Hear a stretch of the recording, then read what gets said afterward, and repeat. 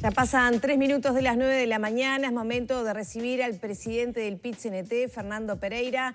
Hay muchos temas para dialogar. El próximo miércoles se va a llevar a cabo un paro general dispuesto por la Central de Trabajadores. Está el tema del TLC con China y también las propuestas que las cámaras empresariales hicieron para dinamizar y mejorar el mercado laboral. Bienvenido. Un placer como siempre. Esperemos que nos dé el tiempo de abordar todos estos temas. Arranquemos por el paro del miércoles. ¿Qué características va a tener y por qué se decide hacer a esta altura un paro? Bueno, es un paro que trae gente del interior, más de 100 ómnibus, gente del área metropolitana y obviamente un paro montevideano potente, por lo cual se considera que va a ser una de las movilizaciones más grandes de los últimos 10 años. Y no es porque sí, se perdieron 50.000 puestos de trabajo. Hay una cantidad importante de uruguayos en el seguro de paro. Los salarios cayeron 18 jornales en un año. Es decir, la gente trabaja lo mismo, pero cobra 18 días menos de trabajo en la educación. Por ejemplo, las maestras, las auxiliares de comedor, que solo las recordamos cuando hay paro, pero hoy que no hay paro, están consignando para decenas de miles de alumnos, igual que los profesores, igual que los trabajadores en general del sector público. En el sector privado se perdieron 14 jornales. El país ahorró 600 millones de dólares. Algunos uruguayos depositaron 4.000 millones de dólares en el exterior y en bancos del Uruguay.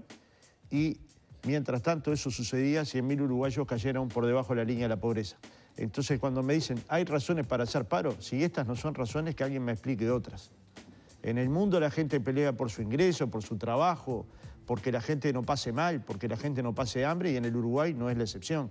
Peleamos y lo hacemos de forma pacífica y lo expresamos movilizándonos de forma pacífica, democrática y sobre todo siempre planteando ideas. Podrán ser compartidas o no, pero planteando ideas. Y esto siempre es un plebiscito, un paro. Si Libertador estuviera vacía, sería un paro fracasado. Si Libertador está llena, como prevemos que va a estar, entonces es que hay un sector importante de la sociedad que le está diciendo al gobierno, tome medidas sobre el empleo, sobre los salarios, sobre el desarrollo, tome medidas sobre la pobreza, coloque políticas sociales complementarias mayores a las que hay hoy, porque de lo contrario Uruguay no va a tener una grieta por diferencias políticas, va a tener una grieta por problemas sociales. Muchos uruguayos no van a acceder a la comida y otros muy avaros tienen para sostener decenas de generaciones posteriores a su muerte, ¿no? ¿Medidas como cuáles en el ámbito del trabajo debería aplicar el Bueno, gobierno? nosotros hemos planteado unas cuantas en el documento que entregamos en el último paro. Uno claramente es el adelantamiento de la obra pública, cuando la inversión privada se retrae, y siempre se retrae cuando hay problemas, digamos, el que tiene dinero, cuando hay una dificultad como la actual, sanitaria, política y social, tiende a retraerse su inversión. La inversión pública empieza a jugar un papel fundamental, adelantar la obra pública en materia de vivienda. Cada puesto de la construcción construye otro indirecto. Ahí hay una fórmula para construir empleo, las compras públicas para desarrollar la industria nacional. Esto no es favorecerla a tal punto que se favorezca la falta de competitividad. Por el contrario, favorecerla a un punto que con precios razonables se pueda construir uniformes en la industria nacional, que se puedan comprar insumos en la industria nacional, y nos parece que desde este punto de vista sería constructor de puestos de trabajo. Ni que hablar en el mediano plazo la formación profesional, la educación formal, el fortalecimiento de los trabajadores para acceder a puestos de trabajo que claramente están cambiando. El ex canciller Enrique Iglesias dice permanentemente, no estamos en una época de cambios, estamos en un cambio de época. Y analizar un cambio de época supone medir minuto a minuto cuáles son los cambios que se producen en el mundo del trabajo y en el mundo de las relaciones y tratar de intervenir en ese mundo para que no sea más desigual. Si uno deja intervenir al mercado libre, solo al mercado, lo que va a haber es lo que está pasando hoy. Aumentos enormes de la pobreza en toda América Latina, concentración de la riqueza en algunos 1.000 millonarios. ¿Para quién alguien querría 1.000 millones de dólares? ¿Para qué? ¿A santo de qué esa concentración fabulosa y la ambición de seguir creciendo? Entonces, naturalmente, cuando uno dice estas cifras, probablemente muchas se pierdan. Pero es que alguien va a poder mantener 100 veces generaciones posteriores y otros no tienen que comer hoy. Otros tienen que ir a una olla popular.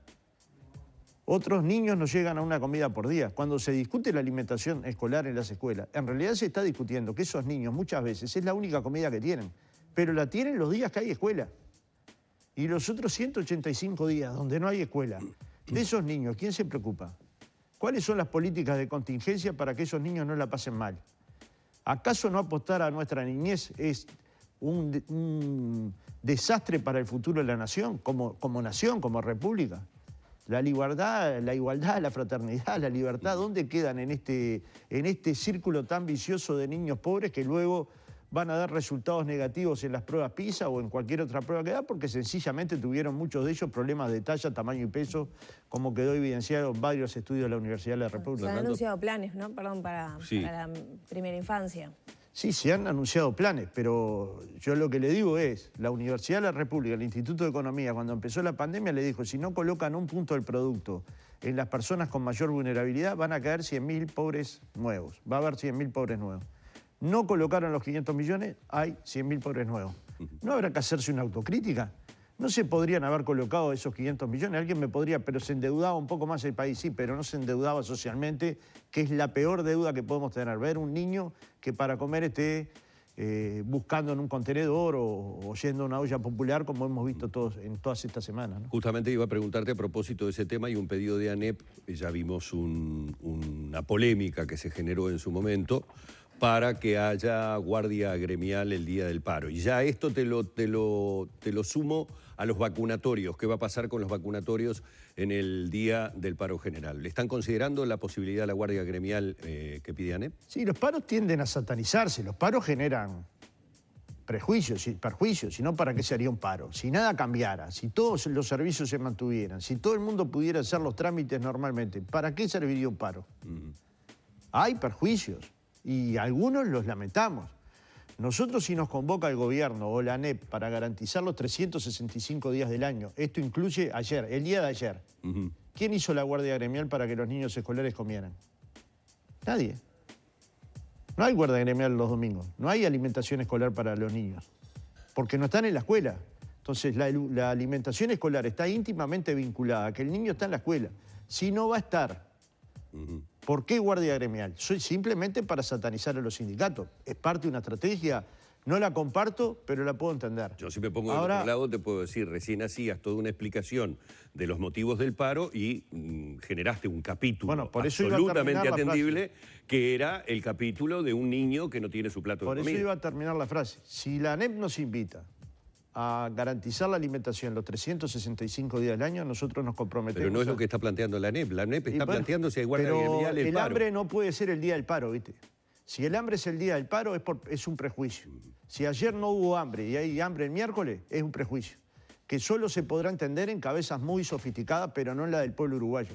El pueblo uruguayo sabe que cuando va a pelear, va a pelear. Y entre ellos pelea por la alimentación de esos niños.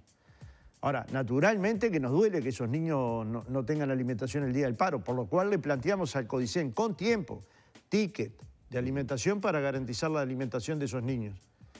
10 alternativas le planteamos, ninguna le sirve. La que le sirve es que vayan 2 trabajadores de la ANEP a trabajar. Entonces, bueno, si hay un prejuicio contra el paro, yo no lo puedo evitar, pero no voy a supeditar la libertad sindical a eventuales caprichos de la autoridad. ¿Y el tema de los vacunatorios? Bueno, eso lo estamos analizando. Para nosotros la vacunación, como vos sabés, nos llevó a hacer un paro general con ómnibus y con vacunatorios abiertos. Sí. Como vos sabés, el 1 de mayo del año de la pandemia suspendimos el acto porque priorizamos la salud.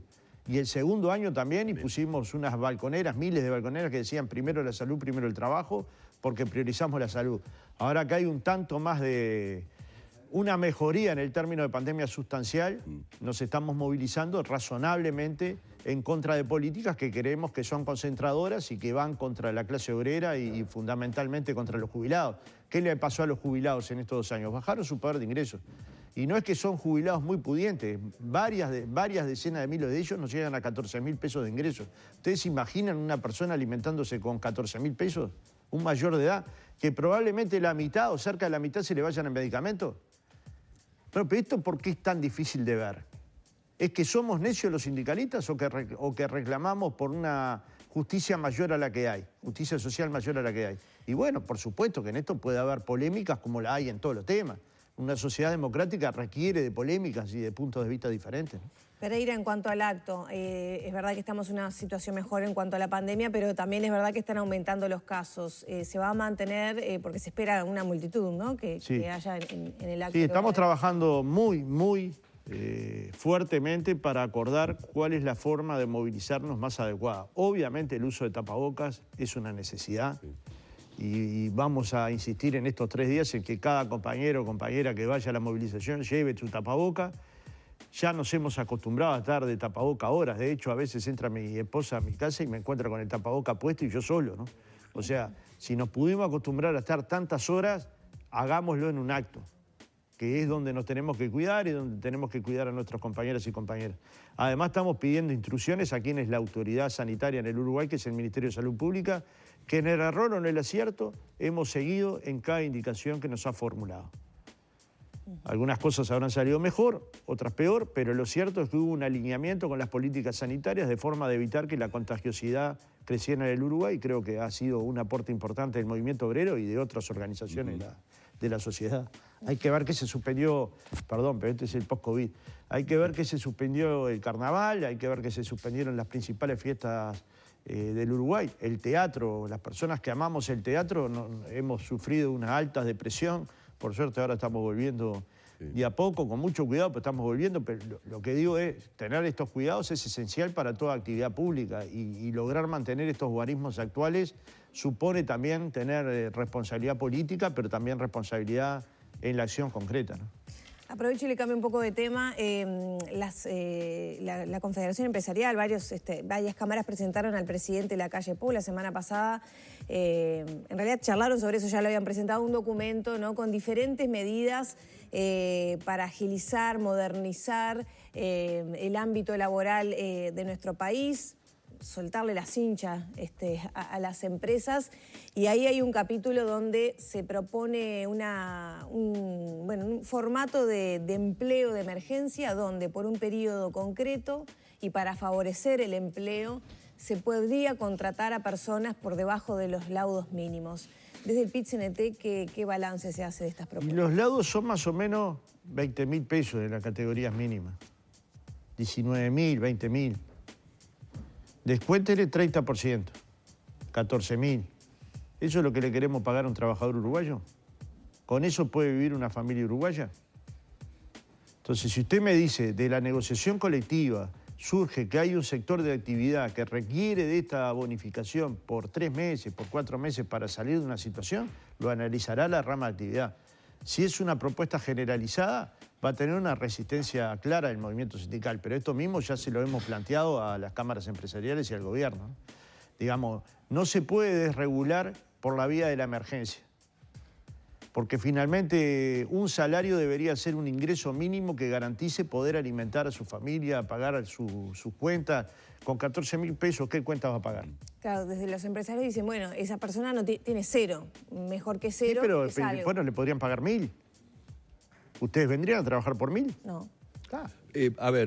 Yo estoy absolutamente contigo, Fernando, en el hecho de que es una cuerda muy peligrosa para transitar. O sea, tiene que ser muy claro de qué manera se utilizaría o no. Pero no te niego que cuando el otro día estuvo acá en Arriba Gente, el presidente de la Cámara, cuando tiró como ejemplo lo de los jornales solidarios y la cantidad de gente que se había anotado para el tema de los jornales solidarios y que eso mismo desde el sector privado se podría hacer en una cantidad mucho mayor, sonaba bien la propuesta, más allá de que uno imaginaba que detrás de esto, obviamente en una mesa de negociación, iba a estar el PIT-CNT para decir, bueno, a ver, que esto no sea aprovechado por algunos para una precarización del trabajo de la que después no podamos salir. Eso queda totalmente claro, pero convengamos que como argumento, por lo menos, era atendible.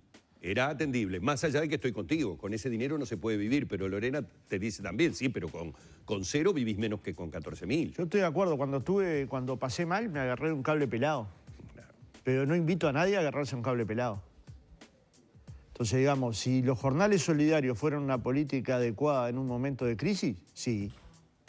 ¿Se pueden hacer más jornales solidarios? Sí. Pero acá de lo que se está hablando de una empresa que quiere generar renta. No de un Estado que favorece el empleo por un tiempo limitado, por un salario limitado también, y con una experiencia laboral que luego te puede servir para la inserción del trabajo. Entonces, la discusión sana sería, en el 2002 se hizo mucho de esto. jornales solidarios a través de fondos públicos y jornales solidarios a través de... Pero era una crisis que tenía el Uruguay en 50% de los uruguayos por encima de la pobreza, 40 y 50 los niños. Entonces había que tomar políticas de impacto. ¿Este es el momento? Yo creo que todavía no. Que habría que discutir rama por rama cuáles son los sectores que necesitan o que requieren políticas de este tipo para incentivar la construcción de empleo. Pero lo precisa, te hago la pregunta, ¿lo precisan los frigoríficos? Claro, a eso iba. No lo ves como generalizado. Claro, no lo ves generalizado. ¿El comercio de insumos informáticos? Pero por rama sería estudiable. Bueno, los tienen que estudiar cada rama, como cualquier tema que cualquier sector lleve a la negociación colectiva. Ahora, a partir de la base de que la única manera de ser competitivo es pagando salarios de hambre, es partir de la base de que queremos ser Paraguay. Y yo prefiero ser Dinamarca. Yo entiendo que hay mucha gente que dice que los trabajadores vivan como en Paraguay, sin aporte a la seguridad social, con 10% de los paraguayos pudiéndose jubilar, con desregulación laboral, sin derechos sindicales. Ahora, acá tenemos una sociedad con democracia plena y esto es lo que tenemos que cuidar. Entonces, se ha trabajado mucho para llegar a salarios mínimamente adecuados. No tiremos el agua con el niño adentro, ¿no?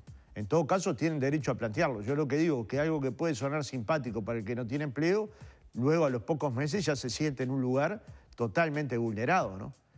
Nosotros pensemos que en un mismo lugar de trabajo, con una misma categoría, hay alguien ganando 20 y alguien ganando 14. ¿Cuál es el clima laboral que se genera en esa compañía? O en esa empresa, o en esa unidad productiva. Digamos, yo lo viví con los funcionarios de primaria. Habían funcionarios presupuestados de primaria que ganaban 20 y pico, 25, y los que ingresaban 16, contratadas por comisión de fomento. Y hacían el mismo trabajo. Y había un malestar laboral que se evidencia luego en el mundo del trabajo, en el mundo de la actividad. Entonces hay que tener mucho cuidado con estas propuestas, porque pueden generar cierta simpatía. No olvidemos que con los jornales solidarios que construyó el Estado se arreglaron veredas, se hicieron limpieza de parques, es decir, hubo una construcción, desde mi punto de vista, bastante adecuada, que habrá tenido dificultades, yo no digo que no, pero que sirvió para, digamos, dar oxígeno a personas que tenían dificultades de acceder a un ingreso mínimo. Naturalmente que en una circunstancia como esta, es lo que te digo, si vos no tenés dinero, vos trabajás por 300 pesos, pero ¿puede ser esta la lógica? No debería. Ya tenemos que cerrar. Esta medida está dentro de otras donde Antía aquí, bueno, marcaba que no estuvieron pensadas en el marco de un TLC con China, pero que son agentes dinamizadores como para poder empezar a pensar un eventual TLC con China. Desde el PIT-CNT ya se adelantaron algunas posiciones. ¿Qué valoración se hace de este tránsito que comienza a recorrer Uruguay? Bueno, parto de la base que una negociación entre un país de 3 millones de habitantes y un país como China tiene algunas asimetrías importantes, con lo cual calculo que como anuncio político de impacto, es de impacto. Luego de aquí a que se termine un tratado de libre comercio con China, va a pasar este gobierno y probablemente el otro. Porque luego cuando se empiezan a anotar punto por punto cuáles son las prioridades de los países, porque hasta ahora todos dicen, viva, viva, hasta que su sector es el afectado. Porque vos crees que en un tratado no hay sectores afectados, sectores productivos afectados, fundamentalmente los industriales. Entonces me parece que una cuestión acertada debería ser convocar a un ámbito tripartito, que es lo que vimos, que analice los pros y los contras de este Tratado de Libre Comercio y de otros. No con prejuicios de que los tratados de libre comercio solo sus siglas son negativas. Partiendo de la base que nosotros solos es difícil. Si nosotros no vamos en el bloque Mercosur con Brasil y Argentina a negociar en mejores condiciones con otros bloques del mundo o con un país que es un bloque en sí mismo, difícilmente nuestra negociación sea favorable. En todo caso, puede ser que se llegue, pero luego los resultados no son potentes. Uno podría ver los países que tienen decenas de tratados de libre comercio firmados con varias partes del mundo y su situación de distribución del ingreso, de modo de vida, no es tan favorable. Entonces, me parece que merece más estudio. Ni decir que sí, ni decir que no a las apuradas, sino poder estudiar con el gobierno, con los empresarios, con los trabajadores, con los partidos políticos, cuál es la mejor política de integración internacional.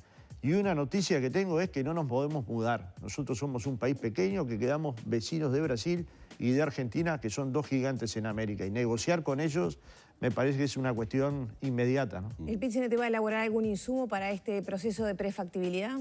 Sí, estamos trabajando en eso desde el primer día, desde hace años, pero imaginemos desde que se anunció el acuerdo Unión Europea, Mercosur. Yo jugaba al fútbol en esa época y corría bastante. Ahora, para caminar una cuadra me cuesta. Entonces, imaginemos cuando entre los anuncios y las concreciones, bueno, se dice que ¿cuántos kilómetros faltarán? De fin de año y que en 8 meses, un año, podría concretarse un TLC después de ese. Bueno, vamos a ver, yo creo que lleva años. Pero puede ser que no, pero si lleva meses, como tú decís, que yo dudo, porque un tratado, yo no sé si viste los tamaños de los tratados. Es verdad que hay tratados modelos, pero luego hay particularidades. Uruguay, ¿qué le va a vender a China? Lo que ya le vende. Y entra, podría entrar con aranceles menores o sin aranceles. Hay un camino ya hecho por el gobierno de Tabaré Vázquez. Sí, es verdad, sí. Digo, hay como me parece una hoja de ruta que quedó desde el gobierno del doctor Tabaré Vázquez y aquella visita. Capaz que es la base para pensar que pueda ser más corto. Nosotros lo conversamos mucho con Tabaré y le dimos esta misma opinión. La misma, sin ningún cambio de la que le vamos a dar a la calle Pou si nos convoca. No se trata de decir no porque sí, se trata de decir el valor agregado que produce Uruguay, ¿a quién se lo va a vender? Si entra en conflicto con los países del Mercosur, porque nosotros hemos visto las reacciones argentinas. Podemos llegar a ver reacciones de Brasil. Hemos visto reacciones paraguayas. Entonces, por lo menos hay que prestar atención a ver cuáles son los efectos en la región, ¿no? Porque siguen siendo compradores importantes para los productos uruguayos, sobre todo los que tienen valor agregado importante, Brasil y Argentina, ¿no? Entonces, cada vez que Uruguay ha tenido un conflicto grande con Argentina, lo hemos pagado carísimo, ¿no? El último es el de la planta de celulosa, pero desde la época de Perón para acá, cada conflicto con Argentina lo pagan los uruguayos. Lo deciden los gobiernos, pero lo pagan los uruguayos y uruguayas. Entonces, me parece que tendríamos que tener luces amarillas prendidas, no para decir que no porque sí, sino para decir, bueno, si va a haber un acuerdo de este tamaño, ¿no será que los trabajadores tienen para aportar? ¿No será que los empresarios tienen para aportar? El otro día me decían los empresarios de la industria de la alimentación que ellos producen y tienen que poner los octógonos con sodio, azúcar, y le vienen los productos importados sin los octógonos. Después me llamó Salina y me dijo que eso no es así. Pero voy al supermercado y me encuentro las galletitas con los octógonos y las importadas sin octógonos. ¿Eso no es una competencia desleal? Yo le dije, mire, sí. Ya me han hecho varias entrevistas, luego no las publican. Acá no hay forma que no las publiquen porque justo estoy en vivo. No, estamos editando, Néstor. Hay cosas que no salen. Volviste a cantar y volviste a trapear. Ya tenemos que cerrar, pero no quiero dejar de Nos quedan como media hora, sí. Como vamos a cerrar en una media horita más. Sí, porque queremos tocar todos los temas y también tenemos ganas de profundizar en algunos, entonces para nosotros adentro es como una lucha interior. Bueno, tema Frente Amplio y su candidatura a la presidencia, los sectores con mayor fuerza lo vienen apoyando, también, bueno, ahora Sibila viene recogiendo otros apoyos. Hay otras voces que dicen que sería mejor que usted se mantuviera en el PIT-CNT. Bueno, ¿cómo se viene transitando este tramo? Con mucha tranquilidad. Yo no voy a perder el eje en el que estoy. Mi tarea central de aquí al miércoles es el paro general del PIT-CNT para que haya una gran movilización. Del Frente Amplio hablo después del miércoles. Bien. Muchas gracias. A las órdenes. Gracias.